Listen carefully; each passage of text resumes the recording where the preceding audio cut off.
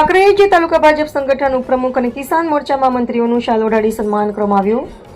મળતી માહિતી પ્રમાણે પ્રદેશ પ્રમુખ જગદીશ વિશ્વકર્મા દ્વારા સુંદર રીતે સંગઠન અને મોરચાની નવીન રચનાઓ કરવા માટે જે તે જિલ્લાના પ્રમુખો અને પ્રભારીઓને સૂચનાઓ આપવામાં આવી હતી.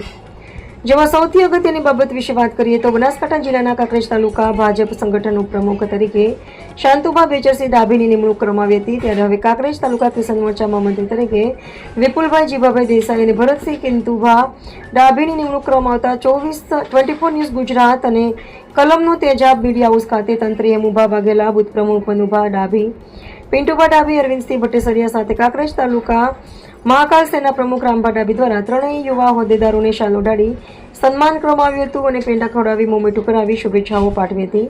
ત્યારે હવે કાંકરેજ તાલુકાના માનપુર શીના વતની અને ધરતી નર્સરીના માલિક તેમજ ભારતીય જનતા પાર્ટીના સક્રિય કાર્યકરો તરીકે કામ કરતા જોશી મહેશભાઈ જોશીને પણ યુવા મોરચા મહામંત્રી તરીકે નિમણૂક કરવામાં આવતા તેમના ચાહકો અને સગા સંબંધીઓ તેમજ સામાજિક અગ્રણીઓ દ્વારા અઢળક શુભેચ્છાઓ પાઠવી રહ્યા છે.